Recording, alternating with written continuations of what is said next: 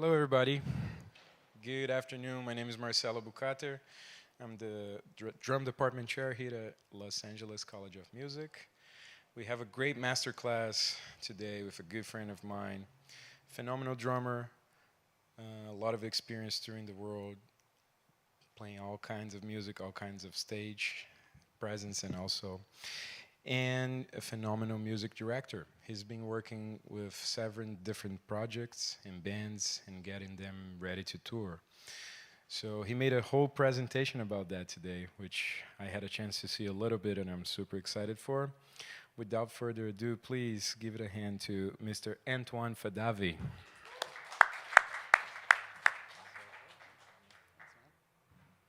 Hey everyone, welcome. Thanks for coming.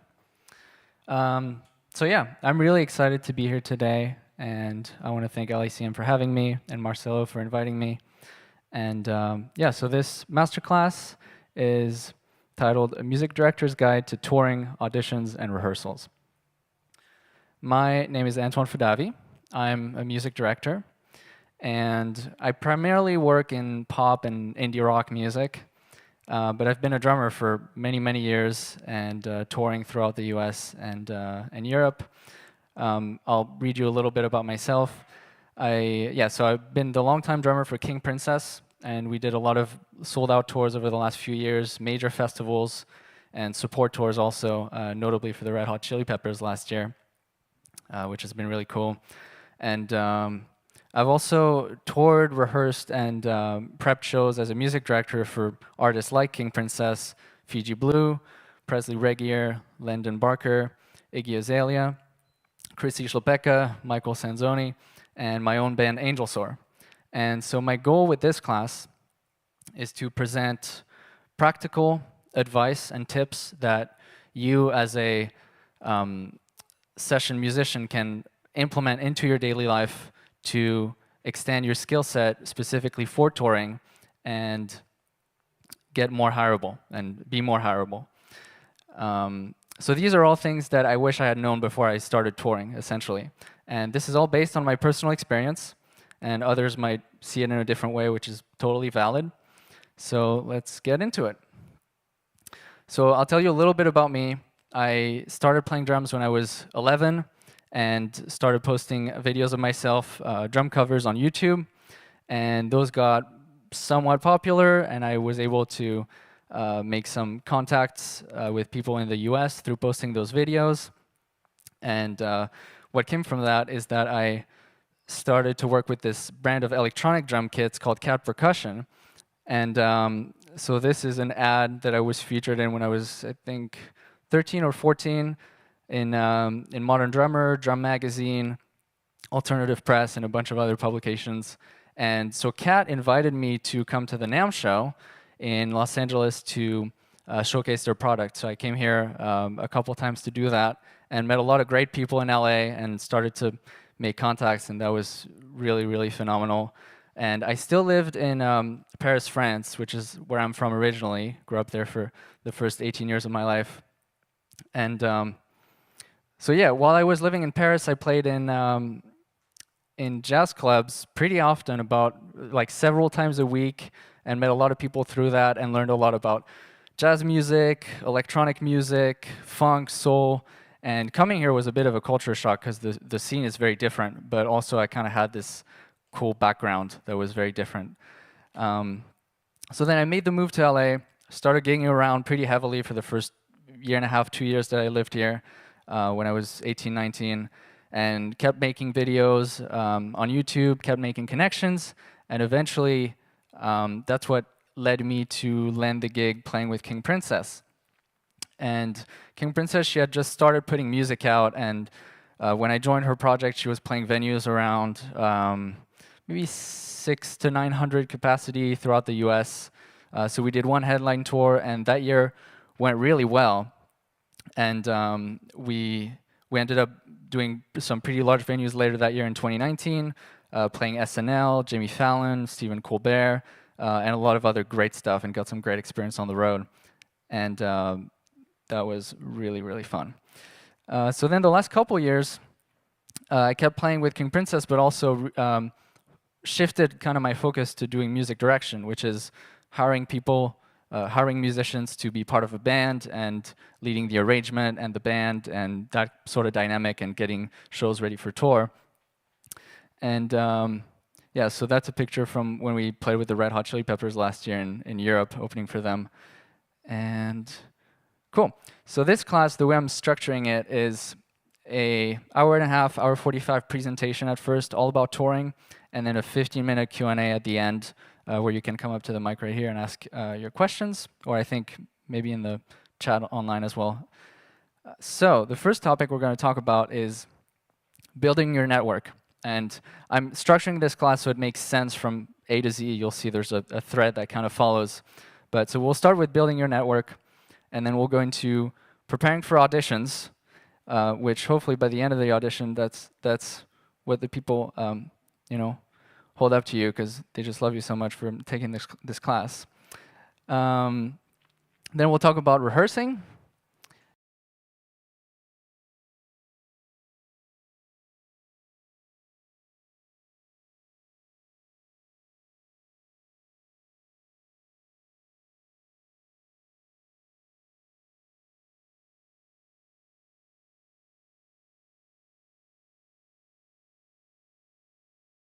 Info that I'm talking about is in this masterclass resource QR code. And yeah, you can reference it after the class or later if you need. There's some task lists in there, some useful information that you might want to look over. So we're going to start with talking about some tour production roles. So quick question, show of hands, how many of you here have toured before? Like touring as a professional musician playing shows? Okay, no one yet. Well, that's good, because then a lot of you are probably going to start doing that, which is great. So on a very small tour, it would kind of look like this, where you have the singer or the artist, the lead artist, and then you might have two backup musicians, like a drummer, guitarist, or guitarist, keyboard player, something like that. And then you'd have a tour manager, who could also be the artist's manager. And then sometimes you have a music director that is just prepping the show ahead of tour. They put the rehearsals together, make sure everyone is comfortable, the music sounds great, and then they send off the band on their own. So at that size, you're usually in a 12-seater van full of gear, or pulling a trailer that's full of gear, and you have a little more room in the van. And you might also add an audio person who could be running the front of house and monitor positions, so mixing your ears and mixing the front of house mix. So usually at that size, you're up to maybe 1,000 capacity venues, so bars, clubs, stuff of that size. So next, when you get to kind of a medium-sized production, here you have 10 people that are on the road, excluding the music director. And you might add also a photographer / content person or an artist assistant. But basically right now you have the front of house and monitor positions that are split in half, so they have more to handle and more gear, evidently. So you have to split that into two people. And you've added a bassist, guitarist, so you add a couple techs as well. And at that size, you are up to 12 people max on a bus, which is in the US, a tour bus is up to 12 bunks. So that's your limit.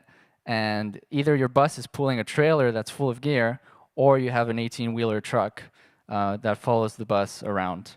And at that stage, you're playing 1,000 to 3,000 cap venues, so clubs, theaters, amphitheaters, stuff of that nature. And then when you get to a larger scale tour, you might add a percussionist in the band. Maybe the front of house has a front of house assistant. You have a systems tech that's building the PA, making sure it sounds good every morning. You have a production manager. You have an RF person that's dedicated to wireless. You have a playback person that's dedicated to running backing tracks and auto-tune and stuff like that. And then that's not even counting like a choreographer, dancers, card people, management, production assistant, stage manager, and multiple lighting people too that are doing this. So at that size, you're doing amphitheaters, arenas, stadiums, and that can range from like 3,000 cap to 60,000. And usually you tour with, from like 3 to 6 buses full of crew, and also like 4 to 15 or 20 trucks full of equipment. So at that size, money is no object, and you can pretty much do whatever you want as an artist. So the music director's role, to touch on that briefly, in the past, a music director would arrange, so put the set list together and work on arranging the transitions between the songs, and also, any kind of extending songs, medleys, stuff of that nature. And a music director would also lead the band, so make sure everyone's all good and everyone knows what they're doing in the band and their place in it. And they would also communicate with the artist or artist management and make sure that their vision comes to life the way that they want to. And so nowadays, a music director also does those things, but also helps source musicians, and sometimes works also the backing tracks, so playback, auto-tune, MIDI, and sometimes also works audio tech and works with the audio production crew and make sure that the show comes to life how the artists or management want it, to kind of bridge the gap between audio and the band. So bigger music directors nowadays that are on large-scale tours, they still focus on primarily what a music director used to do, which is just arranging and leading. But nowadays, for medium and smaller-sized gigs, music directors also do a lot more stuff. They're more involved. So with that, we have some context. My question, and the first question that I would ask if you're trying to tour, to get on tour as a musician, is what's your goal? What is, in business, you'd say, what's your KPI? What's your key performing indicator? So what's one quantifiable thing that you can measure to track your success? Because you need to have something in place so that as you get along and start making progress, you can actually measure it so that it's not just up in the air. So for example, you'd have your pay. You might want to be paid a good amount of money to tour, and maybe that's how you determine that you're succeeding. Like you want to buy some $35,000 vintage Neve preamps. Maybe that's your vocation. Maybe it's the travel perks that you really enjoy about touring. So like waking up every morning in a different city, or every few weeks being in a different continent and getting to travel the world. Maybe that's your KPI about touring, your goal. Maybe it's the notoriety behind touring. Maybe that's what you enjoy.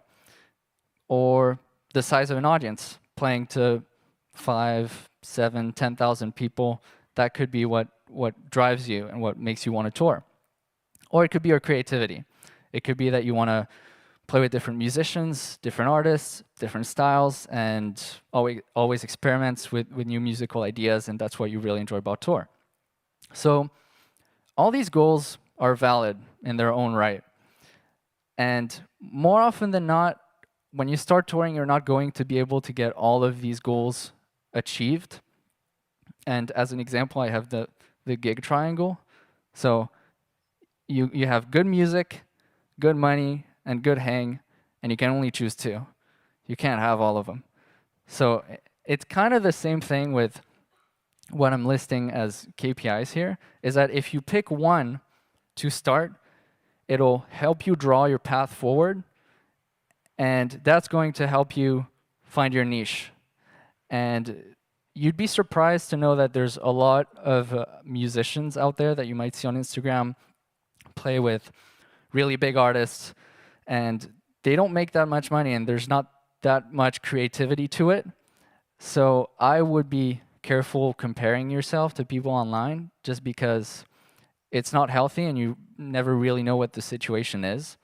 So it kind of depends on what your goal is, and if you're able to achieve that, then that's how you track your success, and you're not necessarily looking at other people to track your own personal success.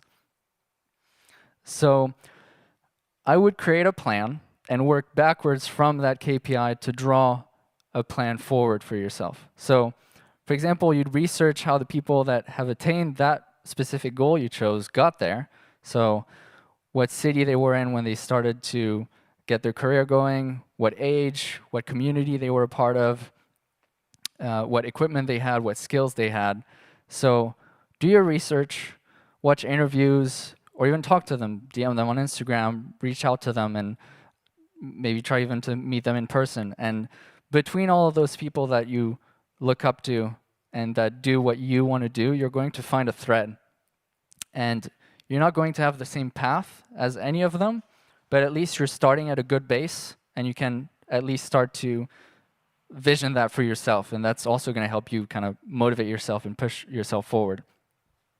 So with that in mind, the first part of this masterclass is talking about building your network. And this part is focused on building a network to get hired and to get work, and not just building a network to meet other musicians to collaborate with, because that's something that's not as hard as it used to be. There's so much online, and you probably met a lot of great people in this school to collaborate with, but this is about finding the people that are going to make your career happen. And so the reason I brought up your KPI and your plan is that your networking will depend on that goal and on the niche that you want to work in.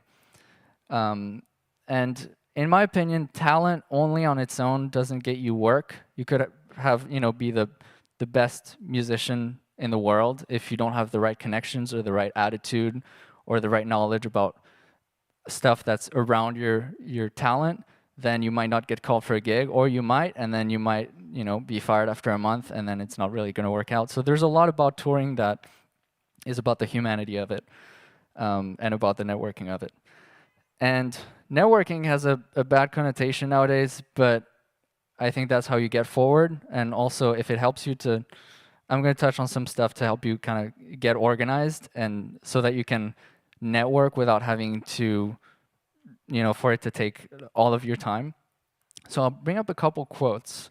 The first I really like, by Terry Bozzio, I use that one all the time, is that music is an art, a science, and a humanity. So music isn't only just a thing that you do for the purpose of art, because, well, unless you're able to, and you don't have to make it a career, which is great, but if you're here today, you likely want to make a career out of music. So there's also important aspects, which is the science of it, and then the humanity of it is huge, because without humanity, music wouldn't be a thing. You would produce music in your room and then put it out, and even if it does well, I mean, there's not that, I don't know, it just kind of, my passion about touring especially is that there's so much humanity behind it. And then the second quote is that if you're out of sight, you're out of mind. So somehow you have to remind people that you're there, that you're ready to work, and that you're cool, and that they can call you. And that doesn't happen without really being proactive at it. So, for example, these numbers are for reference only. They're not exact, but imagine there's 12 million people in Los Angeles, and that's the city that you want to work in. So then imagine 50,000 of them work in music.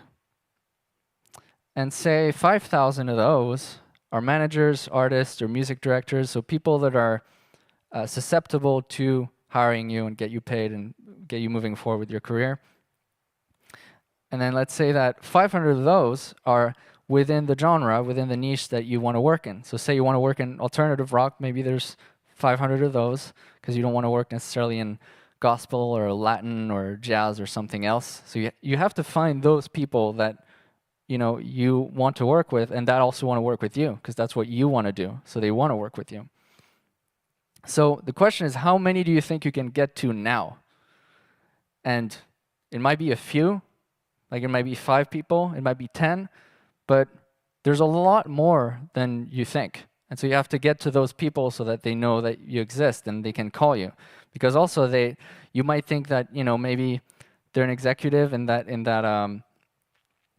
genre, and so they obviously know all the players within that genre, and that's not true. And there's so many up and coming players, and so they only know a few. So you also have to add yourself to their Rolodex, right, of people that they know.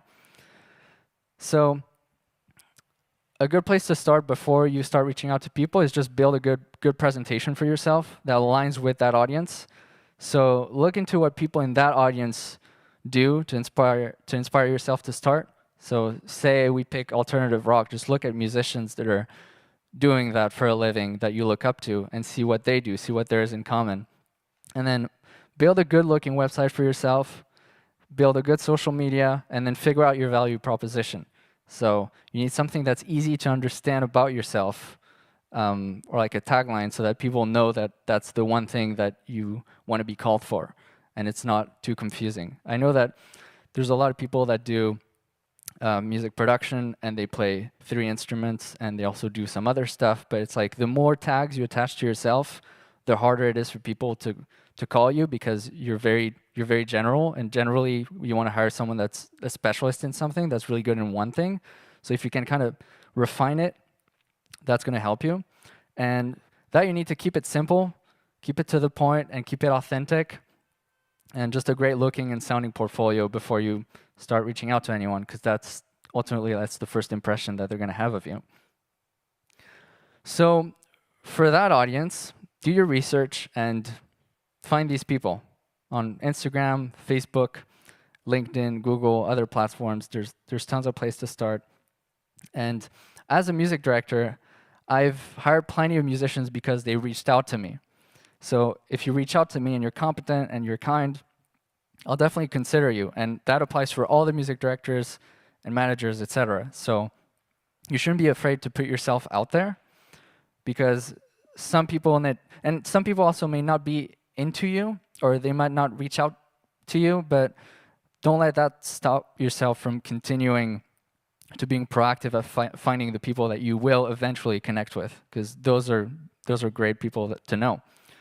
So once you have a list of people that you want to reach out to that are going to get you work, just put them in a list with their name, contact info, what their role is, where they work, and keep that list growing as you meet people, and just update it as you randomly find people in the street or at events or on Instagram. And yeah, so those are your leads for getting work, essentially. And you need to approach it from different angles. So I'm going to bring up 8 angles to approach reaching out to these people. The first one is cold outreach. So just messaging them either by email or DM on Instagram, and just say, hey, I found your account through, this person, or, I want to work kind of in this industry, and here's my portfolio, I'd love to connect. Just do cold outreach. Sometimes it doesn't work, but sometimes it does. You don't really know. Personally, for me, if you were to just coldly send me an email, I'd definitely consider you. I'd reply and I'd look through your stuff.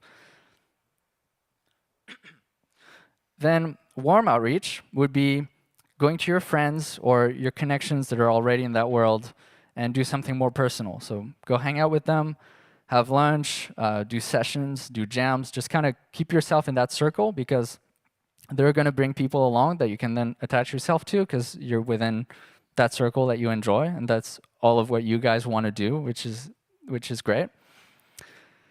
Next would be going to events.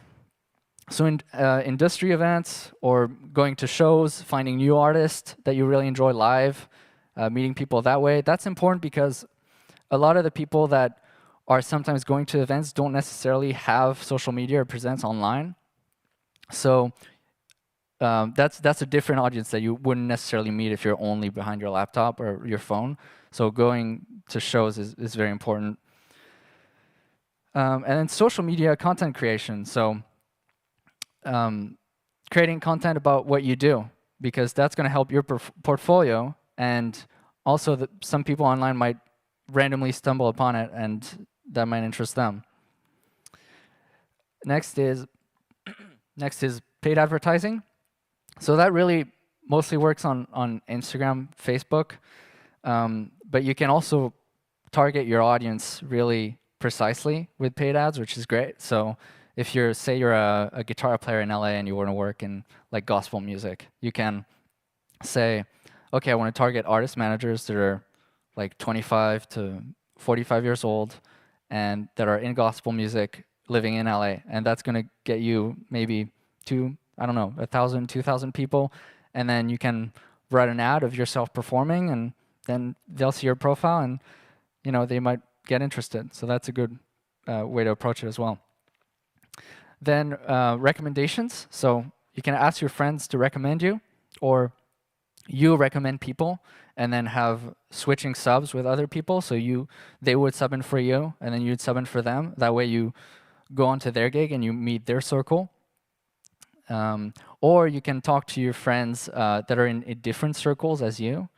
And if you're not going to work in the same niche, say I have a friend that works in pop and I work in gospel and we don't think we're going to work with the same artist, then I can go up to him and say, hey, do you have any contacts in the gospel world that I might not? And they wouldn't mind trading or introducing you to people because they're not going to work with those people anyway. They just know them. So that's a way to approach it as well. And then collaborating on social media with like a friend of yours that has a different audience. You can collab on Instagram and then share those audiences. So that gets you a lot of views, and that helps your friends as well, which is great. And yeah, swapping connections is basically what I said 2 points ago, is swapping connections with someone else. So to me, the most important part in all of this, and I can't emphasize it enough, is you have to do it authentically. You're building something really long-term and something that's true to what you want to do. And you're not just using people to get to where you want to be in your career. You're trying to meet as much people as you can so in the hope that you connect with someone on a deeper level and you can bring them along with you in this career, right? And you both help each other up. So in my opinion, there's nothing wrong with like being organized and just building your network that way, because you're just eventually trying to get to the people that you'll resonate with anyway. You're just not doing it right now because you might not be doing it proactively. And super important is follow up with them. Keep them posted on new things you've been doing. Invite them to things. Check in on them. Do it authentically, but keep yourself in their mind, because if you don't follow up, you're just going to lose them. So to recap building your network, you determine your target audience of people that are going to hire you and get you work. You create a list. You engage with them from different angles. You keep it authentic and true to yourself, and then you follow up with them. And that's a great place to start to build your network. And also, if you're looking to go on tour, I hire a lot of people as a music director. So if you want to reach out to me and send me your resume, I'd be happy to consider you. So okay, all right. So next, preparing for auditions is the next section.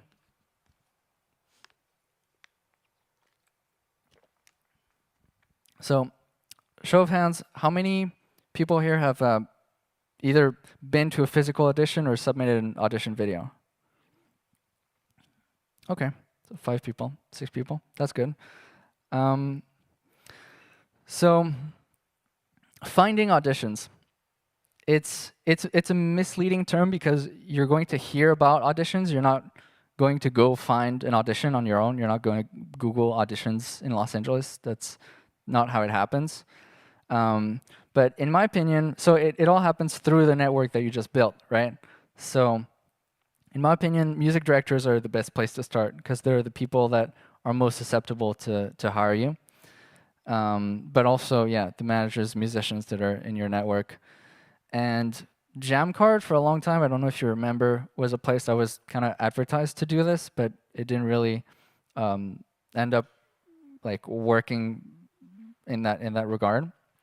But a friend of mine, Eric Downs, who's a music director and drummer based here in LA, just started this website called 12, which is like music industry jobs for crew and band and a lot of other music industry stuff. And I don't get anything out of this.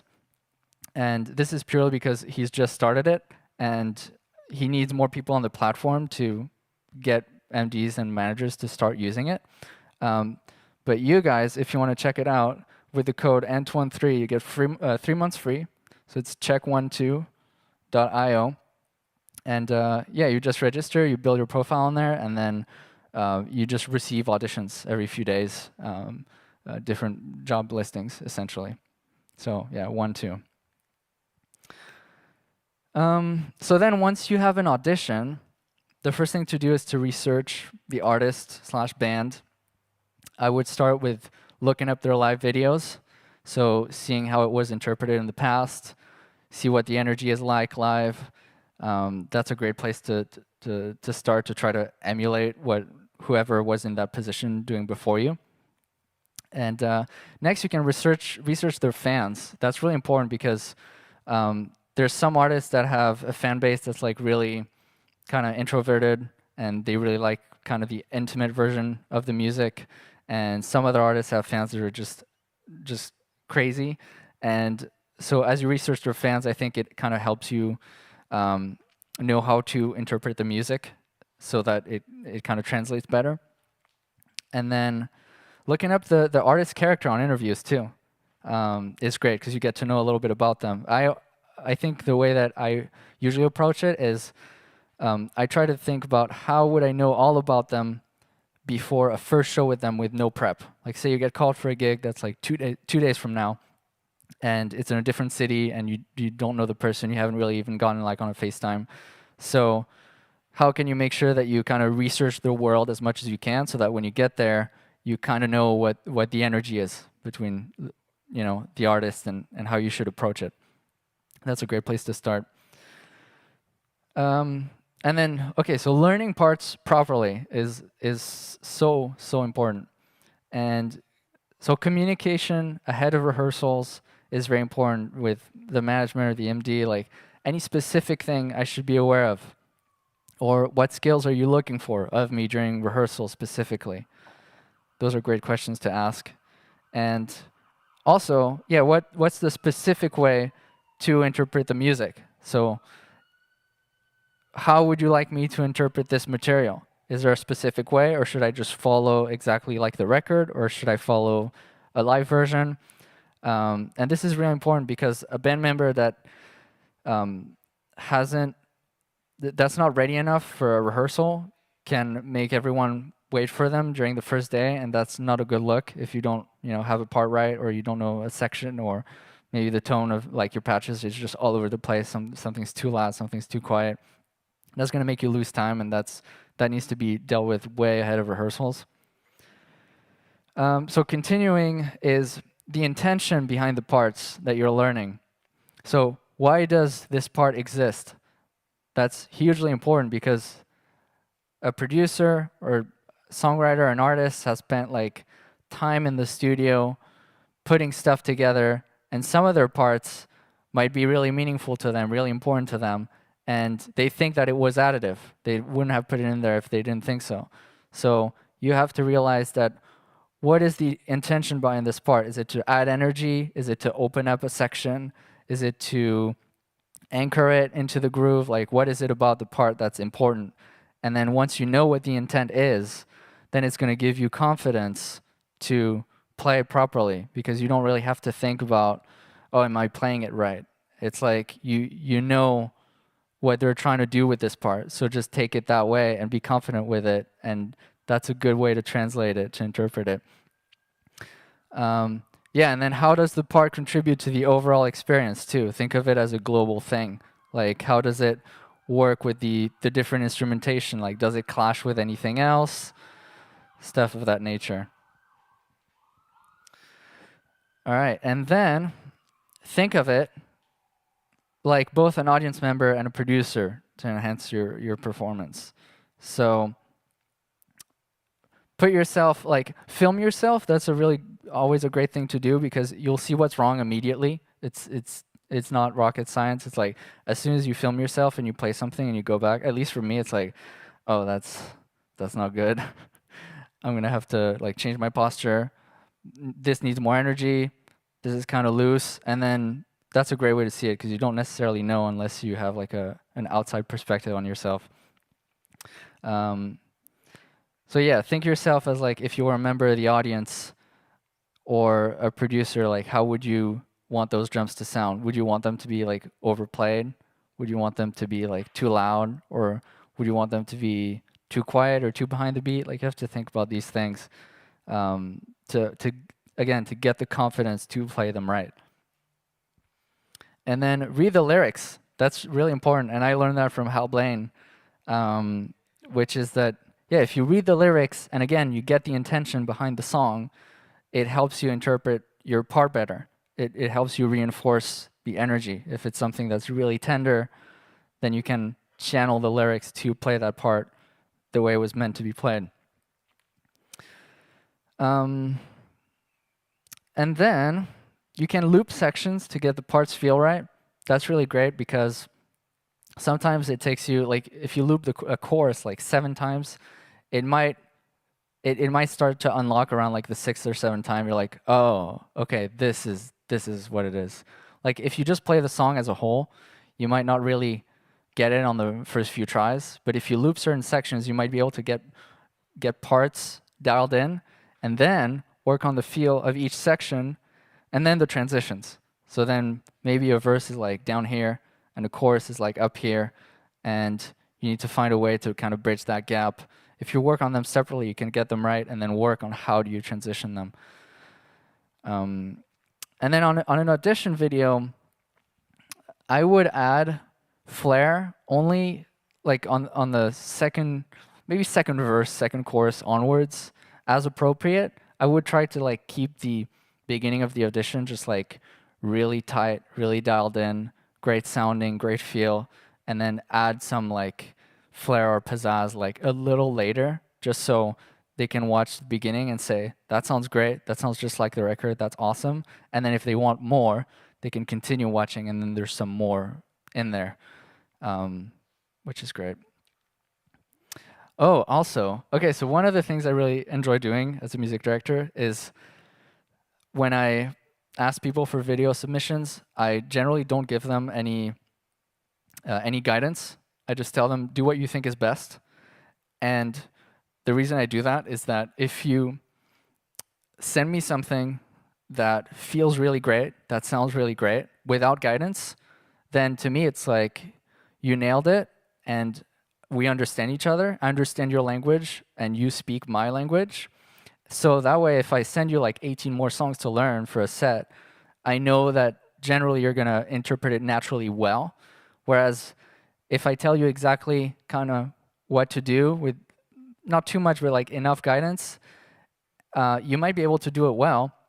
But if you send me a video naturally without guidance and there's like chops all over the place and it doesn't feel right, you know, I could always come back and tell you to do this and do that to make it better. But then if I send you 18 more songs, like who's to say, you know, we might not encounter other issues with the rest of the material. So yeah, just be cognizant of that like those little things kind of matter a lot in getting a gig or not. And third is to learn tone properly. So usually I'd say start with matching the record as closely as possible. That's always a great place to start, because if everyone in the band matches the record, then when you get to rehearsal, it sounds just like the record. It sounds great right off the bat. And then if it needs more, you can always add more. But if everyone interprets it differently and the tones are kind of all over the place, then when you get to rehearsal, it's it can get really tricky. And then you have to actually work individually on what each player is doing. It takes a little more time. And then knowing sound design for an instrument is super important. So for example, EQ, compression, reverbs, modulations, distortions, those are very basic, and honestly, it's most of everything you need to know for your sound design as far as a touring musician, but they're so important. If you know these well, you might not need anything else. Like you could probably get away actually with just EQ, compression, reverb.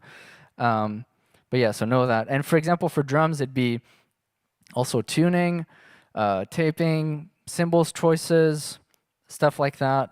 really matters. There's so many drummers I've worked with that just don't know how to tune drums, and it's always tricky because you get to rehearsal and you have to like teach them how to do it, and or you're at a show and it doesn't sound as good as it could just because they don't have it dialed in.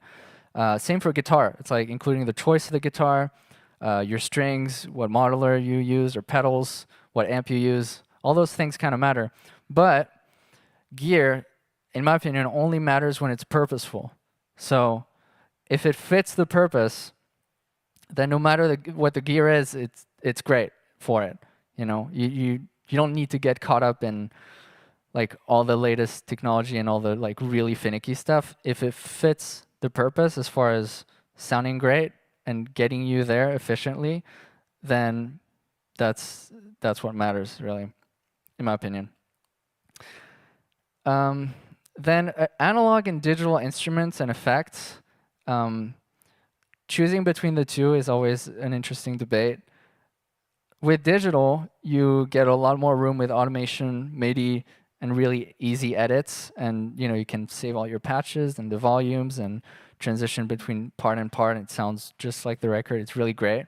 But there's a time and a place. So if you show up to a gig and everyone's got like huge pedal boards and they really like vintage stuff, you can't just bring like a quad cortex in there or like a modeler, because then it doesn't fit.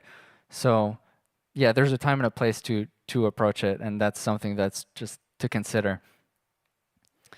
And then as far as audition video submissions, so auditions don't really happen in person anymore. It's very rare that they do.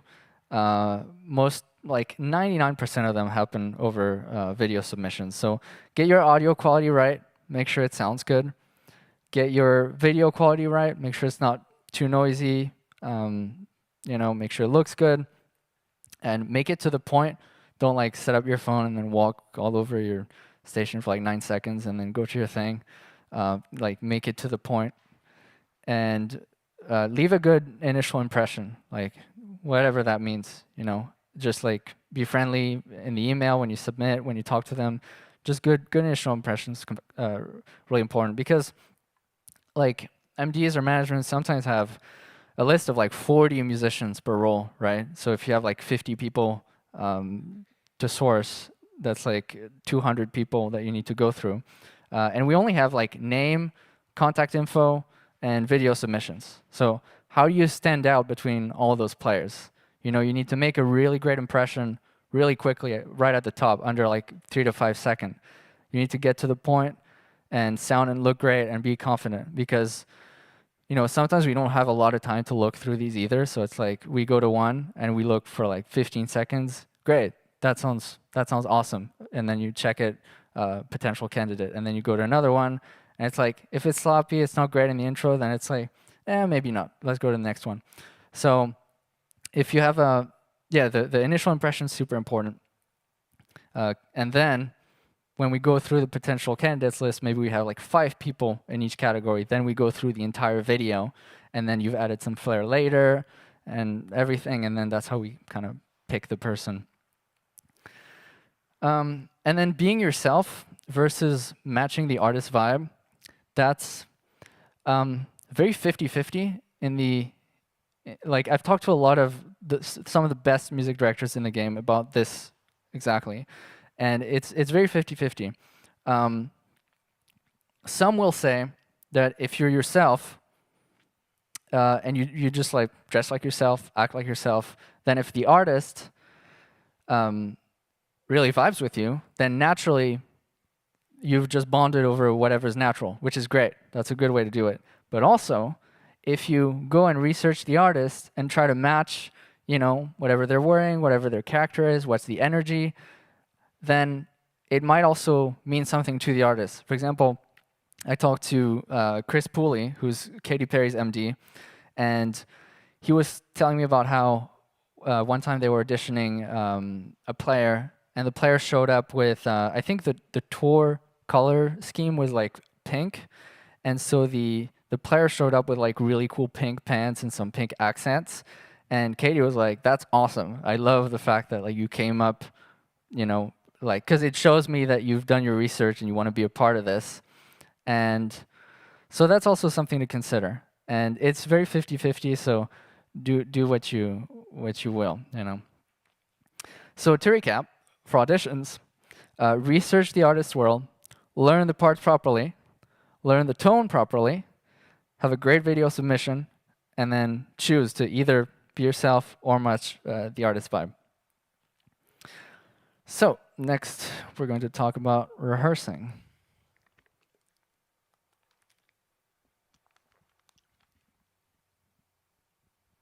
So first impressions.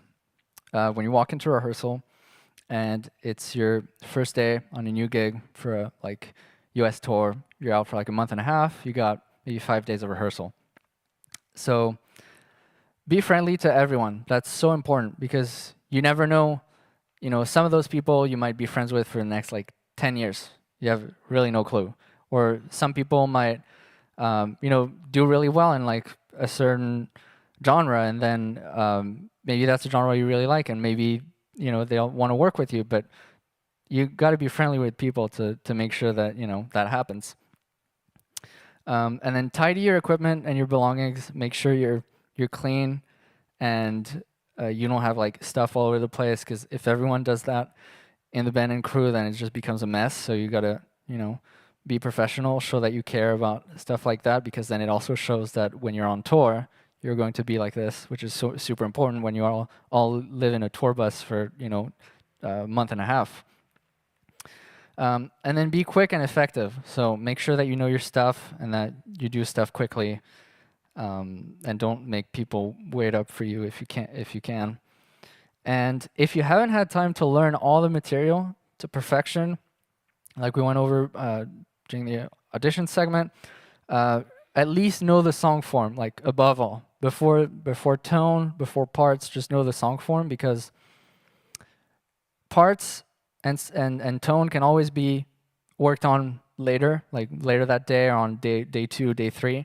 But if you don't know the form of the song, you're just going to trip over yourself, and they might have to stop for you, and that's the first thing you got to know is the song form.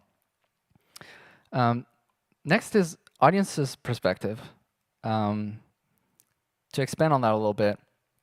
So say you start rehearsing, you make some arrangement changes, you learn some new songs on the spot, maybe a cover or some new stuff that the artist wants to play that wasn't included in the advance, and or you build different types of set lists, and there's new transitions added to it. Always keep in mind the audience's perspective, that you're part of a bigger picture, and all of the musical elements in the band added together are what make the music beautiful and what resonate with the audience.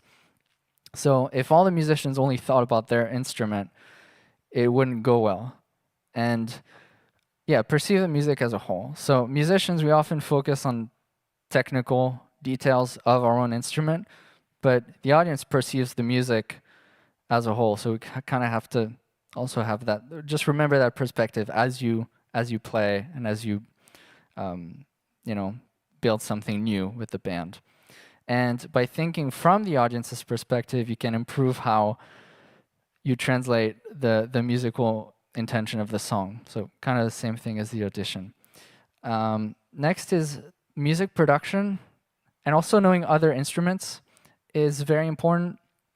It helps you avoid making poor interpreting decisions. And then also, yeah, it helps you know how to accompany other instrumental parts well. Because if you're a guitar player and there's some form of a thing that you're doing that's a high arpeggio that's 16th note maybe, and then you're a drummer and you're playing 16th on the hat, you might say, well, that doesn't really complement the guitar, it kind of drowns everything out. Maybe I should just play quarter or leave it more open. So you kind of have to think that way. If you think about the other instruments and what complements well, that's gonna be a great thing to remember. Next for rehearsals is note taking. That's so important, and I wish more of the musicians that I worked with took notes. And I think I'm gonna actually start telling people to do that, because I don't want to have to keep telling musicians to remember something. If in one section I told you, okay, the last 2 beats or the last 2 bars of the verse, guitar and bass, you have to cut, you don't play it there. if we keep running through the songs and you guys just keep making the same mistake, and I don't want to have to remind you, so just write it down. Just make sure you have notes. Keep a notebook or iPad, and then keep it open and reference it, so that you don't make mistakes again, and we can go through stuff quickly. Because then, being quick is so important. Because then when you get to do TV gigs and promo stuff happens so quickly that you have to know how to be quick and effective. So in rehearsals, you can read music on the first few days of rehearsals. Um, that's not a bad thing to do. No one's going to blame you for reading if you want to make sure that. And I'm not talking about like sheet music. I'm talking just about notes, just to remember where you're at on the song or stuff that you talked about yesterday. Maybe after rehearsal ended, the bassist said, "Oh, maybe we should do this in this section," and then you say, "Okay, cool, we'll try it tomorrow." And the next day when you come in, you have to remember that you guys talked about that. You can't just play the same thing because you talked about it. So let's try it. Let's do it first thing. Let's not do it in the second run through and have to remember it, because then you lose time. And then usually near the end of the rehearsals, you run it like a dress rehearsal. So everyone gets in their like stage outfit, and you walk up to stage and you run through all the transitions, and you make sure you practice it as a set, and you just keep running it until it's really comfortable, and everyone's got their like patch changes in between the songs, in between the section, everything dialed in, so that everything's self-sufficient. So this is what I do for transcribing quickly. For drums is I just put the sections first, and then I put the amount of bars, and then I put what I play. So here I don't play. Here I play quarter note hi-hat. Here I open the same quarter note hi-hat. Here I don't play on the turn, 2 bars. Don't play on the first 4 bars of the verse. And then second 4 bars of the verse, I come in with that same groove. So that's just really quickly, and that, like, whatever works for you is great. Like, you don't need to make it too complicated, because you don't have a lot of time to write. You don't have a lot of time to read. Just make it simple and easy for you. And for example, for guitar, it'd be like same thing, just chords, high arp, strum, whatever works for you. Next in rehearsals is be open to suggestions and criticism, because it's going to come about. Even though you might have tried really hard to get the intention of each part right, maybe, like a 20th of the time you miss it, and then you're going to get some criticism, and that's totally fine. Like, the band's in it together, and you got to remember that it's like a joint effort. So approach it with an open mind. And dealing with creative differences and band dynamics too. That's gonna happen. So that kind of depends on the character of everyone. Sometimes it's pretty nasty, and sometimes it goes well. So kind of depends, but that's gonna happen. And then keep the energy and the focus high during long rehearsals. That's pretty tough. Yeah, that's pretty tough, but like whatever it is that you need, caffeine or a little meditation break or going outside to see the sun because you're inside all day. Some rehearsal days are shorter. Typically they're about 8 hours. Sometimes you get to 10, 12 hours, and by the end of 12-hour days for 5 days of rehearsals, you're absolutely wiped. So you have to remember to kind of, take care of yourself, take care of the people around you too. Make sure you're supportive, make sure you're understanding. And I mean, same thing goes for tour, but yeah. So this is, for example, a quick set list that a music director a couple weeks ago for this artist called Carol Addis. And so that's pretty typical. So the arrows that I have here are basically songs that go straight into the next. So there's a transition that goes immediately into it. Whatever you worked out at rehearsal, it could be some kind of a fade, or it could be like a cut and then it starts immediately after, or it could be a blend of some stuff. And then lines or talking points. Here's the encore. And so just make sure that you're ready for all the transitions to happen, whether it's like changing instruments or changing your patch or changing between sticks and brushes and mallets and stuff, and make sure you know where you're at in the set list, and when there's a talk and break, like know what the next 3 songs are going to be, so you don't have to like keep looking over your set list. That's That's pretty standard set list. All right, so this is a day sheet for rehearsal that I pulled from a few years ago. I'll let you guys go through this later through the QR code. I'm also going to display it again at the end if you want to scan it. But yeah, this is a pretty standard day sheet where, for example, this is a rehearsal. You have flights and then load in, rehearsal in the afternoon, and then load out the same day. It's just a one-day rehearsal. And yeah, just make sure that you're like comfortable with the lingo, that you know kind of what's happening, reference it, keep it handy. And nowadays, a lot of it is actually handled through this app called Mastertour. ¿Qué pasa? Okay. This app called Mastertour is the industry standard, and then Daysheets is also a great app. And basically, they have it's a centralized app on your phone where you have the entire rehearsals, schedule, full tour itinerary, all the travel info, flights, guest list, stage specs, production specs, everything that you need, which makes it really easy. And that's the one thing that a tour manager is going to keep telling you is check Master Tour. You know, if you ask, oh, what time's lunch? Or, oh, can I get my friend in? It's like, just check Master Tour. There's no need to ask me. They hate that. Cool. So quick recap on rehearsing. And also, how does this make you more hireable practically? Be quick, tidy, effective, friendly. That goes a long way. Remember the audience's perspective when you work on new parts and arrangement. Take notes. So important. Make sure you refer to them and keep track of stuff. And then working through creative differences and ideas. Just make sure that you're open-minded and willing to, you know, work with other people, even though sometimes it might be tough. Maybe sometimes they're not great to work with, but you just, you know, have to keep tracking on. All right, about tracking on. Life on tour.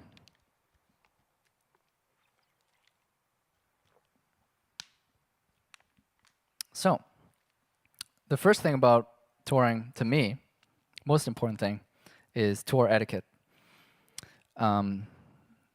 Be on time is the first thing people are going to keep telling you, like all of the time.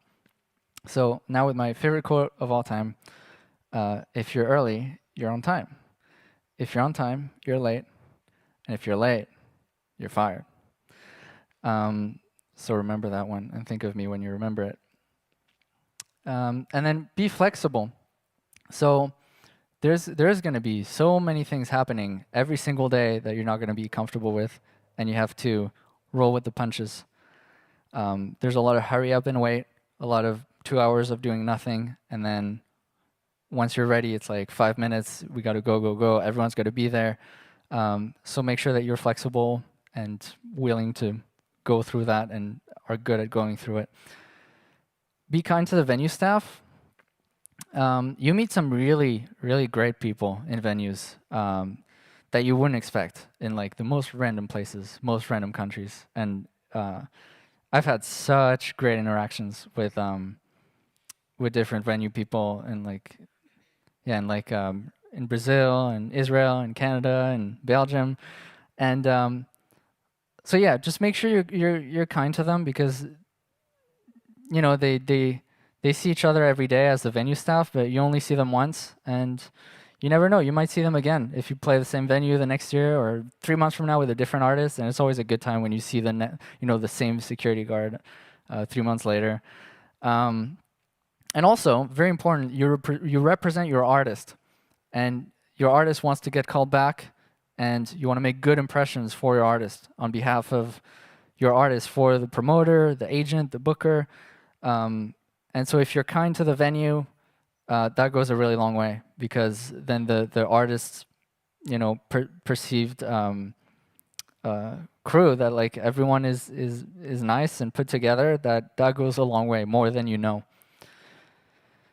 And then be helpful. If you're on a long tour bus for 4, 8, 12 weeks, you have to be helpful and kind to get along,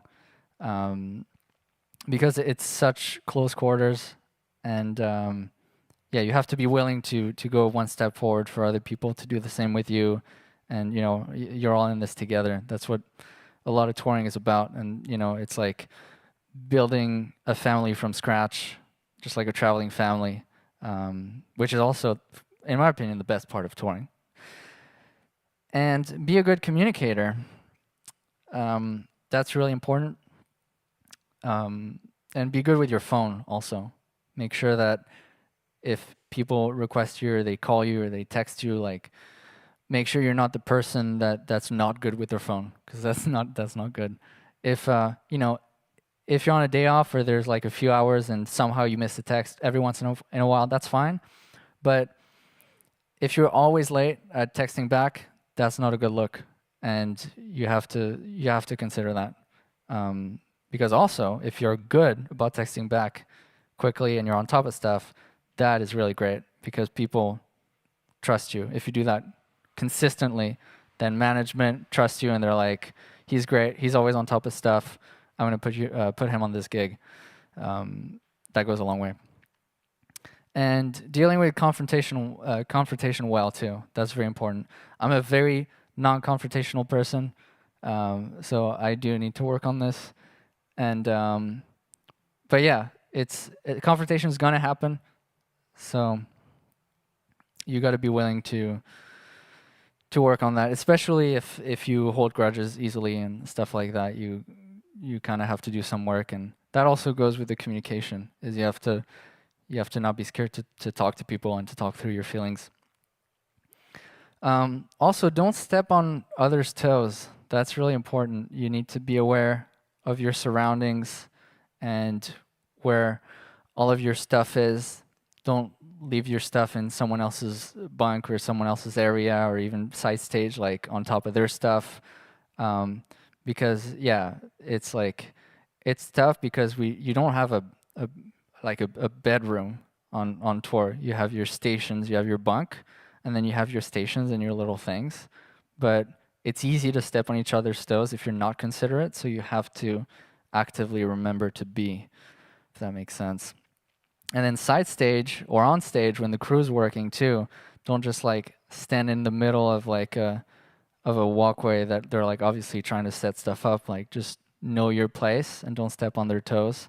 That goes a long way because I know a lot of people, unfortunately, that like just like didn't have good spatial awareness and they got let go of their gig at the end of the tour because it's like they just were like talking to other people and not being there at the right time and just like standing there when other people were working. It's like that just shows that you're not like really serious about it. Or for example, like if you go to the back of the bus, which like on a tour bus, you have the front lounge with like a little kitchenette, a bunch of tables, and then you have 12 bunks, and then you have the back of the bus, which is usually has a table and it's basically a little lounge with a door, you can close it, and typically that's like everyone's safe space. If you go there on tour, you're like reading a book or you're like doing something quiet, and so like don't barge in and like disturb because that's also not cool. All right, this is very important, and it's also very difficult. But staying healthy, staying focused, and staying motivated on tour, it inspires those around you when you do this, and being the person that inspires other people to also be motivated and keep going is always a good thing. But when everyone tries to foster an uplifting and positive community, everyone else benefits. So if you're that person, you might help people in need that need some positive reinforcement. And if you're, a little down, if someone else is positive, they're giving it back to you. So it's kind of a two-way thing. And touring is very unique in, as a profession, incredibly unique, and especially as a performer, because you get such a dopamine high during every show, and especially if you do like 4 shows in a row, 4 days, and maybe in the morning you have press stuff. It's like you always have so much to do. You wake up in a different city every day, and you meet so many different people, and you always have to be on, on your best behavior. You always have to be kind of tuned into what's going on. Where do I have to be at every single hour, pretty much. Um, and it's like constant action. So basically your baseline of dopamine as you go through tour and do more and more shows is going to increase. And then when you have a day off or you have a moment that's really quiet, you're going to crash, and it's going to be pretty bad. You're going to like go to your phone and kind of doom scroll for a while, or find anything else that you need to find dopamine, because it's just so much of it for the human brain to handle. And to me, it's really important to enjoy the lows, and to also proactively lower your dopamine level. So whenever you can, to take a day off, to go in nature, to just sit down and meditate, to go for long walks, runs, whatever. You have to find that space so that you can then come back the next day and enjoy, a show day without knowing that the last day you just spent all day like on your phone, because when really you should have like kept that away and just went into nature or something. And also, a lot of people on tour are willing to do that with you, which is great. So if you want to go, like, I've had some of the best like adventures in my life, going to like amazing national parks in like New Zealand with like my 3 bandmates, and just spending an entire day like with no service, and then like not being able to Uber back, and then we had to like hitchhike back and that kind of stuff. It's like those experiences on days off are like also some of the best part about tour. So on that topic still, know that there are organizations out there that specialize in mental health for touring professionals. And it's always good to communicate your issues on tour with either your tour manager or anyone else on tour. And it is okay to take time on your own too, and to not ask to be bothered. A lot of the time you have to fight the FOMO urge, because sometimes it's better to rest than to do anything. And there's so many times that I've like didn't go to a party and didn't meet whoever famous person was there, and it's like I just had to rest, and that's just the way it is. And you can't just be 100% all of the time. It's just not good for you. And yeah, you're in extremely close proximity with at least 12 people every day, if not many more. So it's important to find time for yourself. And for me, also, stretching is very important, because playing a show is very physical, and sometimes you don't sleep well in a tour bus, and you have to kind of get back to a baseline state every morning. So that's always good. Next, on the topic of tour, teching is very important. Knowing your hardware and software inside out. Not much to say on that. That's crucial. And then solving your tech issues quickly and effectively. Troubleshooting comes with experience. And so, for example, following a signal from A to Z and identifying the points of failure in a system. Like, say you're sound checking, and you're maybe you have a pretty short sound check, and you're trying to troubleshoot something. It's really important to know like what's going on. Is it in the thing? Is it out of this cable? Is it the DI? Is it out of the DI? Is it the patch? Is it the stage box? Like what is it? And really, as a musician, you need to be able to troubleshoot anything that's your instrument up until you go into audio world. So whatever is like stage box into the rack, into the consoles, like that's not your business, that's audio. But everything that's before that is like fully your business.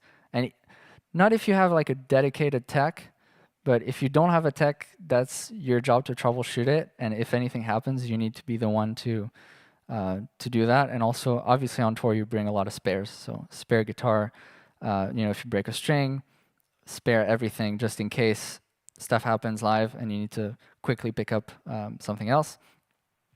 So yeah, solving your tech issues, very important. Being self-sustaining, that's kind of a follow-up. Not having to rely too much on other people when you have to troubleshoot your stuff.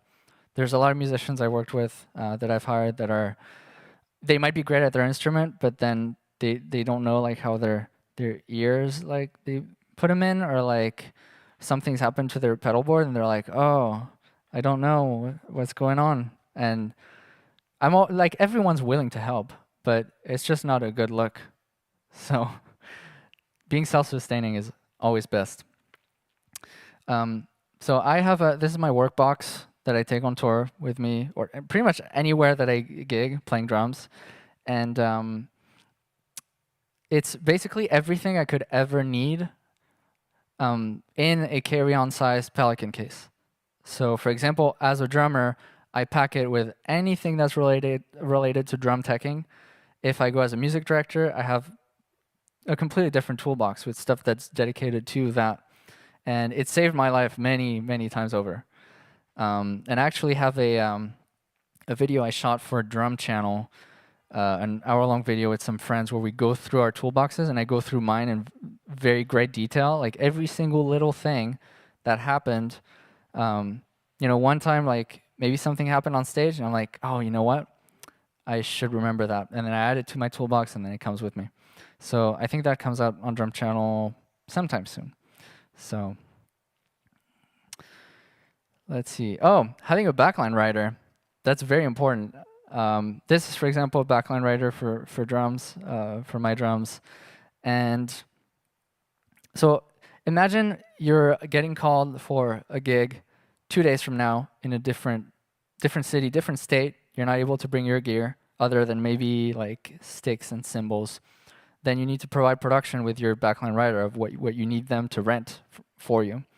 And you need to have this handy, and when they ask you for it, you need to send it immediately and say, okay, this is what I need. And then they can get it for you. So, for example, I have my drums here, and I include choices too. So like, this is my first choice, this is my second choice. Here I have 3 choices of finishes, everything in great detail, and also small things that you wouldn't think about also. So like, for example, here I have moon gels, drum dots, a drum rug, some other small things. And here I had my work box, but if it's like a really remote gig, I might ask for gaff or for like any other specific, maybe cabling too, if I need like a DI or like 1/4 inches from my SPDSX, I would like include it in my backline, even though the audio production might already be on it. At least it's in mine. So if they forget, I have it on my list. And yeah, it's important to know your gear in that way, because I've worked with a musician before who said, I was asking the musician for like their backline writer, and they said, I'll just have like a 20-inch bass drum and a 14-inch snare and like some cymbals. I'm like, okay. Like what do you like? I need to know what you want exactly, because like I can't just go to the backline company and say, give me like whatever you have. Like that's not how it works. Because the more specific you are, the better for everyone. There's no, especially since that person, I rented the stuff for that person, and then gig happened, and the person was like, oh, this throne has like a backing, and I'm like, well, yeah, you didn't specify like a round top. Like, if you don't specify it, then something else that you are not comfortable with might come up, and that's kind of your fault for not specifying. And also, being exact and including choices helps in the fact that you don't have to go over so much back and forth with the company. You know, like your production manager, your stage manager, whoever's booking, renting your gear for you, they have to hear from you, talk to the company, get the stuff, get a quote back, and then check with you, make sure it's okay. And then if it wasn't okay because you didn't include enough options, then he has to go again and check it again. And it's just so much discussion. So options and as much detail as you can, that's super helpful. So then say on this tour that we were talking about, you rehearsed for a week and you have a 1.5-month tour that's coming up. So before you get booked for the tour, and I wish I had done this earlier, is get your travel credit cards in order for hotels, airfare, cars, rentals, and your set up your frequent flyer IDs. Because you never know, like you might fly like 47 flights in a year for doing like a lot of festivals and stuff like that. And that amounts to like a lot of reward points. The next year you might be able to have like five flights for free, or like a full week of hotels for free. So before you start touring, if you book a tour, like remember to look into that, because it might be like a lot of rewards that you're just missing out on for literally no investment other than providing your tour manager with your IDs, like your frequent flyer IDs and stuff like that. And there's a lot of other travel hacks you can look into. Make sure your passport's up to date, and don't get a DUI, because then you can't go to Canada, and you're not going to get on any US tour if you can't go to Canada. So that's important. So to recap, life on tour, tour etiquette, crucial, communication, staying healthy and positive, knowing how to take your equipment, have a backline writer, and get your travel documents and cards straight. And to me, the issue with touring is that it's unlikely you're going to get hired for a tour if you've never toured before. So it's like, how do you get into that circle? Because it's a very specific skill set. And so when I hire someone for a tour and they've toured before, I know that they're familiar with everything I talked about. I know that they're familiar with what it's like to be on tour, and that they're probably good at communication and they keep to themselves and stuff like that. So that's a good reinforcement. But if you've never toured before, to me, it's like it's more of a risk to hire you in a way.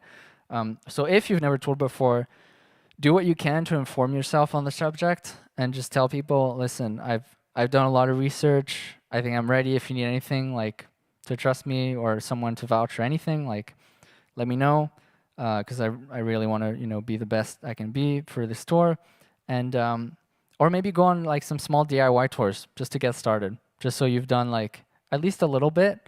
Maybe it's like really low level, but at least you can tell people, yeah, I've done like 3 small like West Coast runs or stuff like that. Then it's like, okay, we'd give it a chance. It's better than have you toured before? No. All right, so some additional thoughts.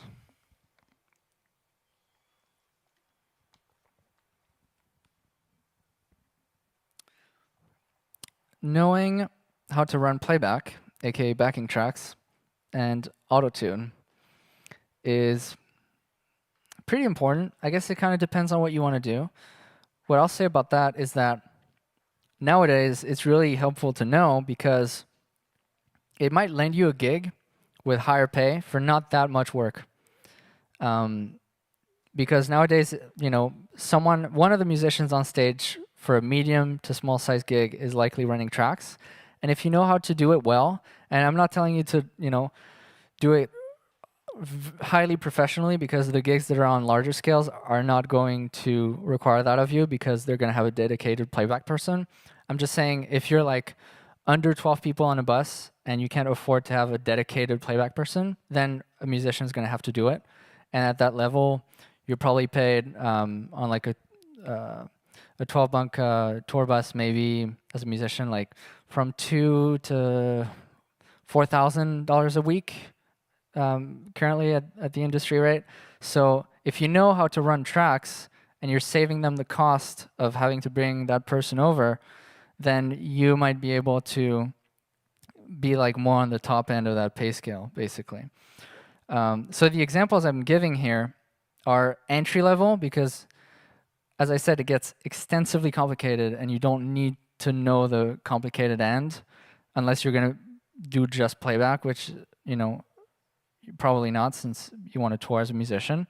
So for example, devices, interfaces, eye connectivity is pretty much the standard nowadays. It's a fairly recent company, but they have the Play Audio 12 interface, which is this one here. That's 2 of them. And then the PA1U, which is a full rack version of the interface. And this is a redundant interface that connects to 2 laptops. So you have A and you have B. They're both connected to this. And if A fails, then it switches automatically to B.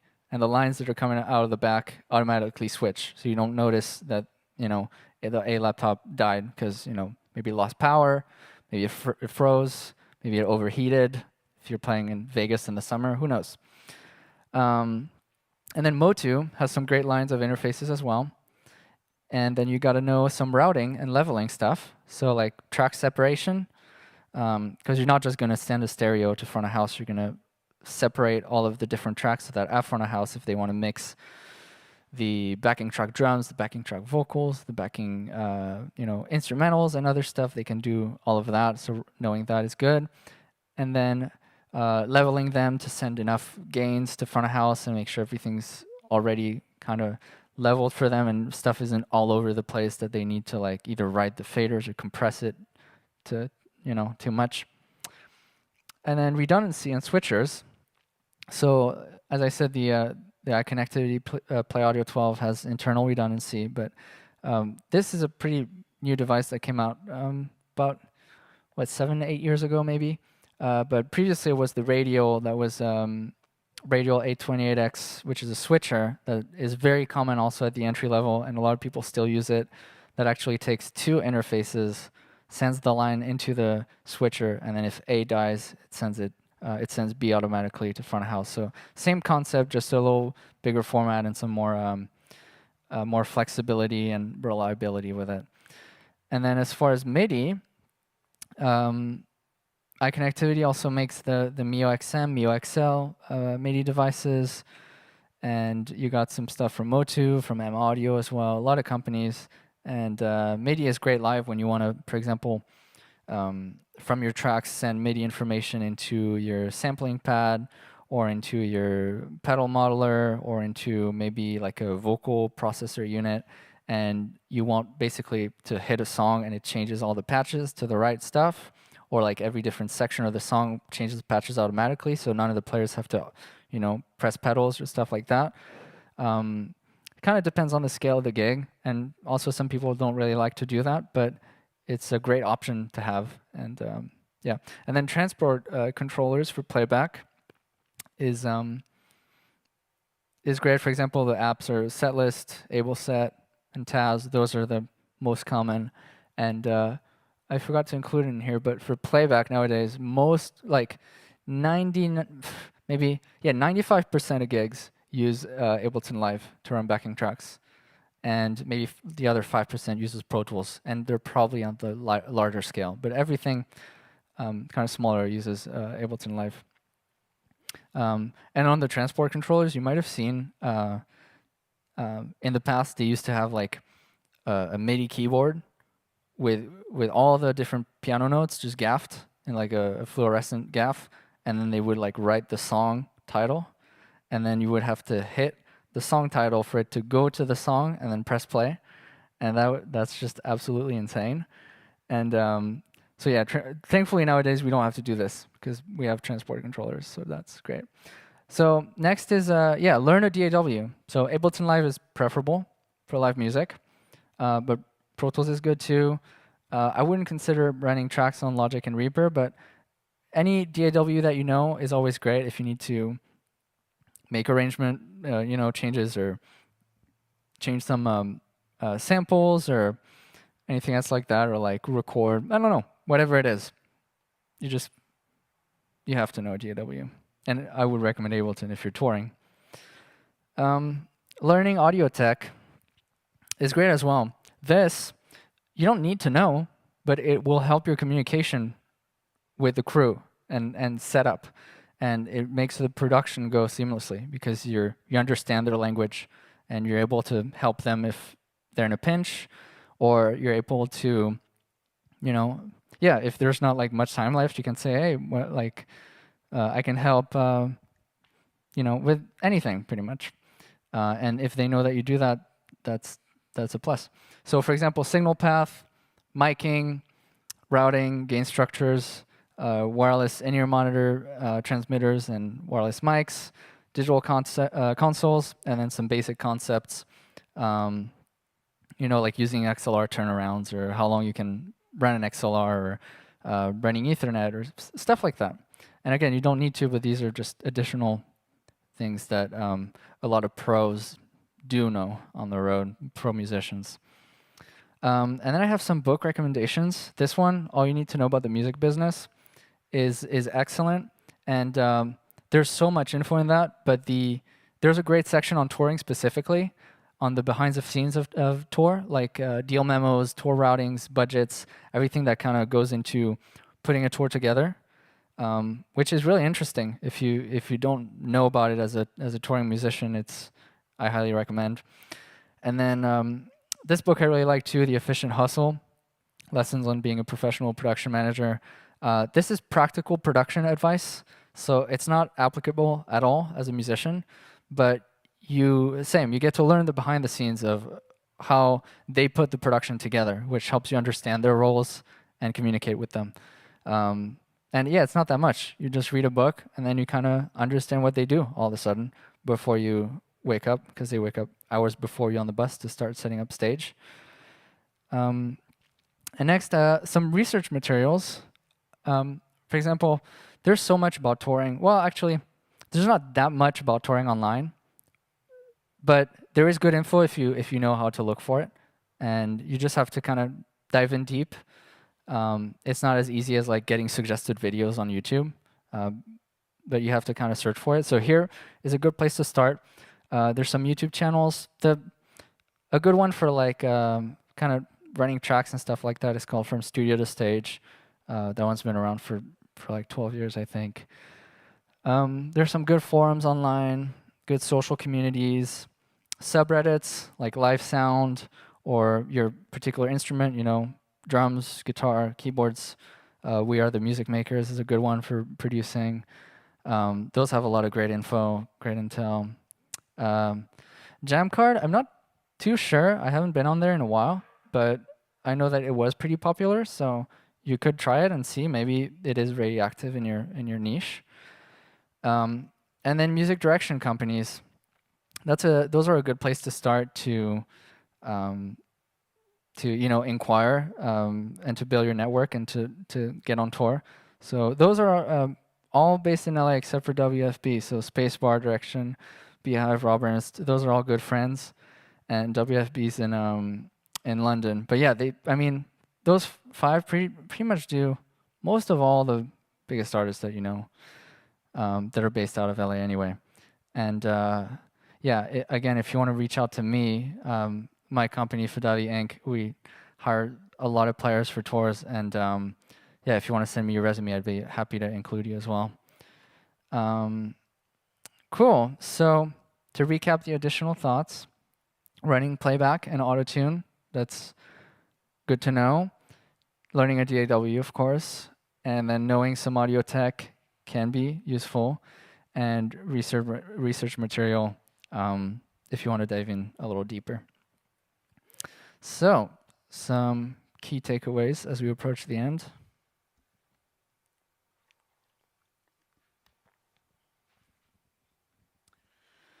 So, in my opinion, nowadays, it's not good enough to be a good musician if you want to tour well professionally, because it's such a unique profession. And basically, there's an entire skill set that you need to learn that is tour specific. And as I said earlier, you can't really get into it unless you really research it, or just randomly get on a tour and then figure it out from there, which is also rare. But yeah, you need to proactively research how to get ready for tour. So to me, the key takeaways are, first, your attitude. If you're kind, helpful, serious, professional, and you have great communication skills, that's going to get you very far. That's already such a great place to start, because people are going to be willing to work with you. If you're lacking anything else, as far as your skills, your experience, whatever, if you're cool and you're willing to put in the work, they're going to be happy to help you. So that's a great place to start. And then preparedness. So knowing the material inside out, knowing your gear inside out, and then being flexible with both of those things. If something happens and the material changes last minute or the gear's different, being flexible with the stuff that you were prepared with is important. And third is your network. You have to reach the correct audience. You have to reach the people that you're going to, spend your maybe the rest of your life, or maybe the next 10 years touring, or whatever it is. Like, you have to find those people that are right for you and you're right for them, and it's like a symbiotic relationship with them. And the way to do that, I think the best way is, as I said earlier, on all the networking points. If you want to, again, at the end I'll show the QR code if you want to go back to it and reference it. So one of the examples of a person like this, I was trying to think of people, and 2 days ago marked a year since the passing of Aaron Spears, fantastic drummer, a good friend of mine, and I really looked up to him because he fit all these criteria so well. He had the best attitude. He was the kindest, most helpful, just cool person, and also really serious. It was really amazing to work with him. And he was always prepared and always flexible. Anything could happen, he would make it work. And he had the perfect network. He had so many good friends in the right places and in his niche, and things worked out really well for him throughout his career. And I believe that because he was actively trying to be good and trying to be serious and trying to meet people that were like-minded with him. Yeah, like every time he'd come to Paris when I lived there, he would like send me an email and check in with me and say, "Hey, let's go grab lunch," or like, "What are you up to?" Or, and then he would ask like, "What's going on?" Like generally had this curiosity to like the local industry and what was happening, and he had that with everyone in all the different countries, and I'd say that that's someone that I looked up to with those kind of core values. And so yeah, those people that you can think about, that you look up to, that inspire you to do the things that you want to do to get to where you want to be. Those are great to have. I guess you would call them mentors in a way.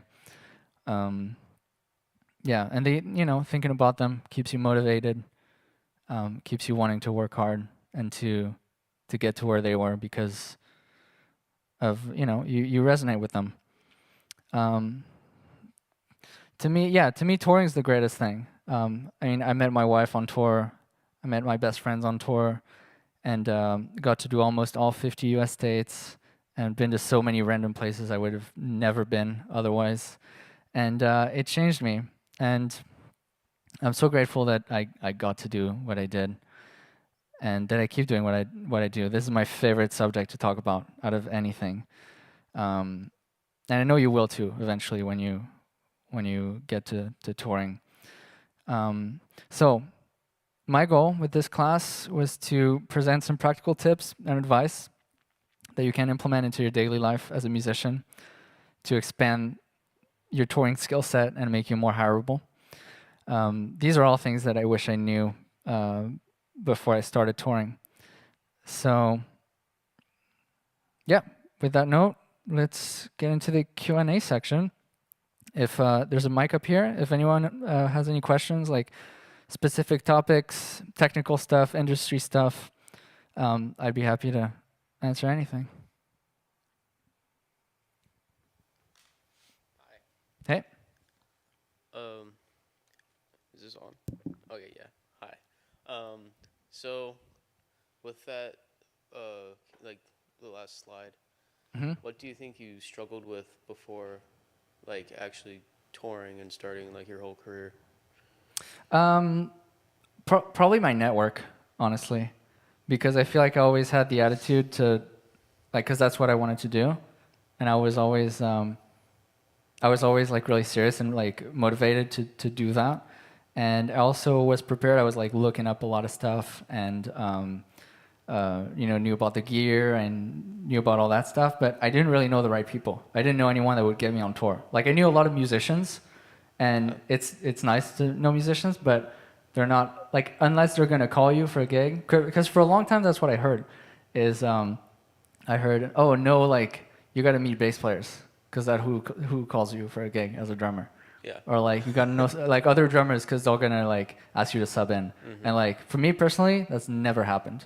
Really? Like very rarely. So to me, it's like I didn't actually like once I started to meet like managers and MDs and other people that were like actually gonna call me to work, then I started getting work all the time.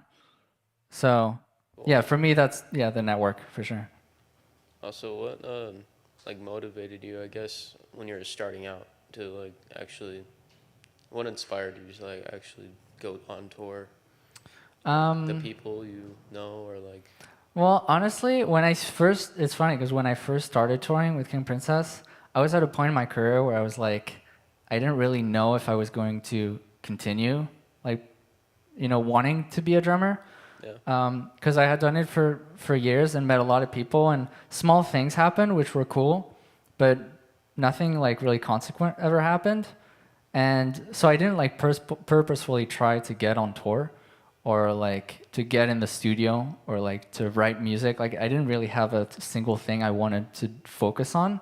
I just knew I loved playing drums and I wanted to be in music in general. And so I got called to do that tour with no tour experience before that. And that kind of changed it because then I got to to get into that side of the industry. And in parallel, I was still like doing some studio stuff. But then after some time, I realized I'm not really like, I'm really good at live music and it's like what I like most. So I'm just not going to do studio stuff. So then I just said, you know what? I'm going to specialize. I'm like, those people that do studio work are like very specialized, so good at their job. And it's like, I can't do both. So then I was like, okay, I'm going to focus on touring because that's like what I want to do. Cool. Yeah. Thank you. That was helpful. Yeah, of course. Cool. Hey, Charlie. How are you doing, man? Good. I don't know if you already mentioned this while I wasn't here. What are some behaviors or attitudes that you should ultimately avoid, like definitely not do on tour? Oh, that's a good one. Thanks for that question. Avoid on tour. Well, yeah, don't be late. Don't like miss bus call because the bus leaves without you. They're not going to wait for you. And then you're going to have to find your way to the next city on your own. So if it happens once, it's fine. If it happens like often, you're fired. So don't do that. And then as far as like behavioral things, well, I mean, yeah, I don't know. I think it's kind of obvious. Just like don't be mean, don't be obnoxious, don't be like overwhelming people with stuff, with like questions or like asking people to do things for you or stuff like that. I think if you like follow pretty much everything I said, I think it kind of has this thread of like you be self-sustaining and you be good on your own and then you be good to the people around you as well. And if you do that, I think naturally you're going to gravitate to like a state of being that's like obviously not like obnoxious or too much or yeah, I don't know. I'd have to maybe think about like some specific instances of like things that people did that were like definitely not appropriate, but I mean also like don't sometimes you can't confront your leader, like your lead singer or whatever. Like they're your boss and sometimes you just you can't tell them no and you can't like you have to do everything in your power to like make sure that like the end goal is like yes you're touring, you're doing that for yourself, that's great. But really the end goal, like on paper, is you're their employee and they're your boss. And it's like just in any other job. Like you got to make sure that if they're successful, you're successful. And so confrontation with like the leader is tough because I've also seen a lot of people get fired for that. Where like, and even in crew of like, um, not wanting to do things a certain way because, like, if it's a technical limitation, then fine. If it's like we can't do it because of the system, like I'm sorry, I wish I could. Yeah, but I've seen people like say like, no, I think the guitar's good at that level, like, and the singer's like, bring it down, like it clashes with my vocal, and it's like, no, I think it's good. It's like no, like absolutely not. Um, so I'd say maybe that's one, I guess. Yeah, yeah, that's pretty classic. Favorite venue. That's a really good one. Um, okay. In California, outside of California. Um, I mean, the Forum in LA, pretty fun, really fun. I'd say maybe the Forum in LA. And then outside of California, that's such a good question. There's so many, honestly, small venues in like the Midwest or the South that are like kind of dungy and they just like have the best vibe. And it's just so fun. And the staff, I mean, like, Southern hospitality and other stuff like that. And it's like, I don't know. I don't think I could pick one.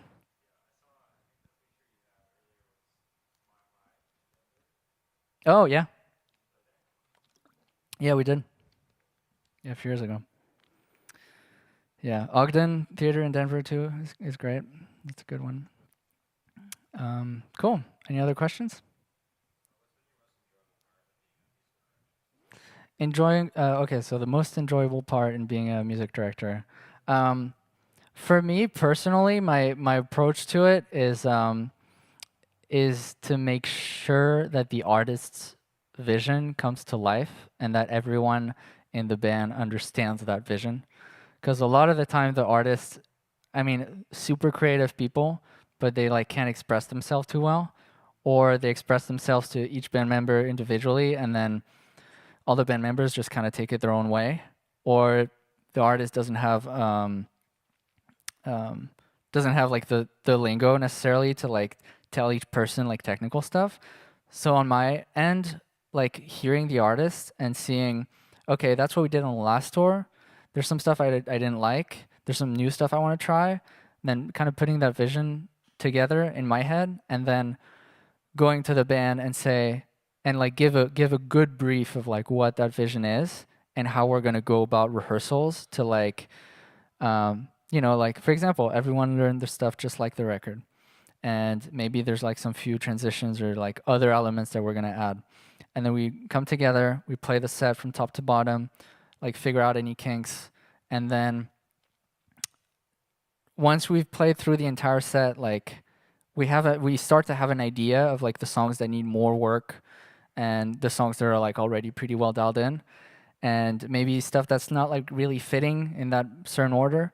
So then we kind of like rearrange stuff and work with the artist and with the band to make sure that's that's what it is. And I guess in a way like really motivate the band too.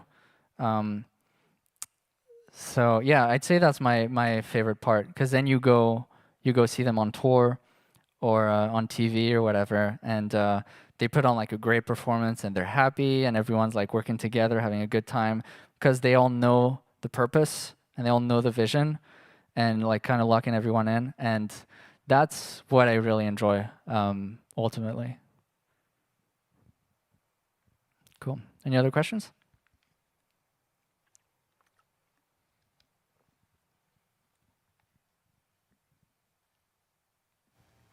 Okay, so I'm working right now on the branding of, well, the brand will be like my name as a drummer. Yeah.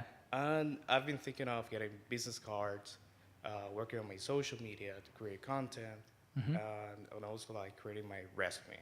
Yeah. So it's like two questions in one. The first one is like, what do you think is the best? Like for me, like in this case, I'm talking about the business cards videos on YouTube or something like that. What do you think is like the best for me to show someone in case I'm gonna get hired? And the second one is like on the resume. Like if I show it to your company, what would you like to see there that you think like is crucial? Like to a Okay, person? cool. Did you? When did you get to the masterclass? Have you seen it from the top? Good, like a little bit late. Okay. Did you see the part where I talk about networking stuff? I think I did. Okay.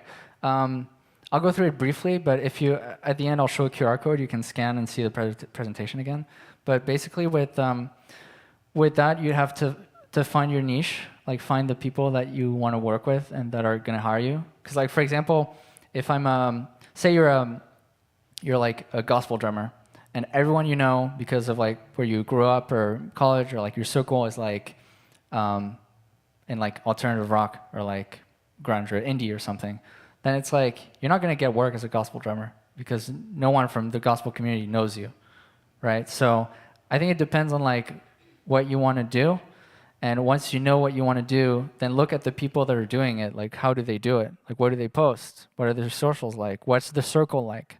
What's the energy in the circle? What are the way that like they interact with each other in the comments and stuff like that? And then you get to understand like, oh, okay, that's what it is. So then it helps you like kind of direct your focus or your vision like in terms of like what you want to do for yourself. It's like, oh, okay, that's cool. So I'm going to start doing kind of like what this guy did, a little bit of what this guy did. Maybe you have some ideas of your own. You meet those people, and then ultimately that's going to help your presentation. And then that's a good way to start because at least you have a path of like stuff to do, and then eventually you start doing like your own thing. You know, you start posting like your own content that like isn't inspired by anyone, and you start being yourself. But since you started with that, at least you kind of like started to become part of that community through the way that like you are online, and same with like business cards and website and other stuff like that. So that's the first part. And then as far as like if you were to send me your audition for me to review, like to be considered for a position, I'd say, me personally, like as long as you like DM me on Instagram or send me a message on the website or something like that, I'll know you exist. And if you just tell me that you're like interested in working and like this is kind of what you want to work in and this is what like the gear you have and the kind of experience you have, like already I'll know. And what I do is with like every person that comes to me with this, I send them a link to a Google form to like submit stuff. And then you can submit all your info, all your skill set, send a video reference, send all that in. And then when you send that to me, I add it to my list of like thousands of musicians that I call. And whenever I hear an opportunity for like someone that's, you know, down your alley, like within that genre, within maybe the age or within like the location, like what city you're in, then I go and maybe there's like 50 people and maybe you're one of them. And then I'll just send that to management or the artist, or I'll just go through and say, oh, like you seem like the perfect fit. So I'll reach out to you. So yeah, just reach out to people, make sure that they know that you're looking for work. And yeah, have a good like presentation, business card, social media, stuff like that, like you said. Okay, thank you. Yeah. Cool. Anyone else? Last question?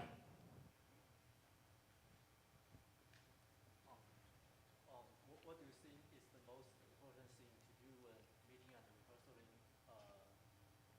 when meeting and rehearsing in a new band member? Like you're a new band member? Yeah, for the first time, what's the most important thing? First time? I think, as I said a little earlier, if you're friendly and you come in and you already know all the stuff pretty well, and you're willing to like work with everyone, and you're cool, and you're competent, there's not much more you can do. You know, just kind of like be yourself and make sure you know what the project's about, and interpret the project based on like the vibes it's giving you, and kind of work it that way. And yeah, just be nice and know the material. Like that's a great place to start. Go ahead. I actually had a couple questions, but the first one was kind of based off what Sebas, the last guy, asked, Sure. which is like, when you're turning in a resume, I'm personally not like super experienced. I'm like a pretty new drummer, and also most of the people I've worked with are in the LACM circle and are currently still kind of Yeah. developing. Right. So if I don't have any touring experience, how do I go about making a resume that's like at all something you're going to consider? Like, what do I Well, avoid? if you're not at that stage yet, that you don't have experience per se in touring, the most two important things are your attitude. If you're cool and you want to get on tour and you're willing to be serious and put in the work, and then the second is how you play. So if you play great and you seem nice, like even though you may not have touring experience, that's already a good start. Because then at that point, when I add you to my list of people that are looking for work, I might say, okay, she's good for like maybe entry-level tours, And then whenever that comes along, where it's like a pretty small tour or maybe like one show or stuff like that, I can say, well, listen, I'm not going to call someone that's like very experienced and expensive because that's not going to work. They're looking for like entry level. So then I might say, oh, she's perfect for the gig. Like she's like a nice person and she plays great. So she would fit for this. And then maybe that person blows up, or like maybe their manager's like, oh, you're great. Like I got this other artist that's looking for a musician, and then you kind of get to it that way. Okay, thank you. And for my second question, it was more so about using drum triggers. I don't know, have you used any of those on tour? How's the setup for that? And who's in charge of like handling that? Drum triggers, I mean, I'd say it's you as a drummer. And yeah, I've used many. I've used triggers as like triggering sounds. I've used triggers as gates too, so that you can send it to front of house, and then it's not a sound, it's just like a gate so they can get your stuff. But yeah, as triggers, I'd say, well, any kind of sampling pad would work. Like I run mine with the SPSX for like kick snare triggers, and then like a Roland TM6 is good because it has like 6 trigger inputs, so you can have more. Or then the next level above that is like running triggers into a bigger module that has a lot of inputs, and then you run that into Ableton, and then you have a drum rack in Ableton with all your stuff. But that's like much too advanced. But like a good starting base is just like any kind of sampling pad, even like a Nord or an Alesis or any thing of that nature. And yeah, when you trigger stuff, just make sure everything's leveled. Just make sure like there's no clap that's like way too loud, or like stuff that's like drowned out. Just make sure like every kit and every sound is leveled. That's gonna, like, the audio guys are gonna love you for that. And yeah, that's pretty much it. You just connect your triggers to your pad and then route them out the outputs and into like a DI, and then it's just like any other instrument. Great, thank you so much. Yeah, of course. Cool. Any one last question before we wrap? One last question. Okay. Hi. Hey. When you when someone is running playback, do you expect them to have their setup, or is maybe the management providing those? That's a great question, and it really depends on the. It depends on the project. There's a lot of artists that have their own setup, which is great because they, save money in the long term because they own it. But there's also a lot of small artists that just don't have a setup, and so they're relying on either renting one out from someone. And if they're renting it out from you, that's great too, because you can, maybe ask them for a little more money, and then it's your setup, so you know exactly how it works. It's very comfortable for you. But yeah, it kind of depends. It's like kind of 50-50. So if your question is like, should I invest into like buying a small playback thing to get started, that's a great idea, because it's not that expensive. The iConnectivity stuff is super cheap. You can get like a pretty decent playback setup for like less than $2,000, if not less than $1,000, if you kind of go with something even less, like cheaper. But yeah, and then you'll use it. Like you'll always use it. Well, I mean, it depends on the niche and like the gig. If you play jazz and stuff, like no. But if you play pop or anything that requires tracks, then yeah, you're always going to use it. So that's a good place to be. Cool. All right. So this was Music Director's Guide to Touring, Auditions, and Rehearsals. And if you want to scan the QR code again, that's this entire 131-page presentation. You can reference again. And you can contact me on my website, AntoineFadavi.com. There's a contact form on there, or my Instagram at AntoineFadavi. And yeah, again, if you want to send me your resume, so I can, yeah, hire you for any touring stuff that you might want to do, send it to me.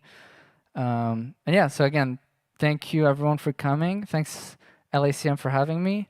Thanks Marcelo and everyone working here. I'm really appreciative. This was fun. And yeah, have a good one, guys.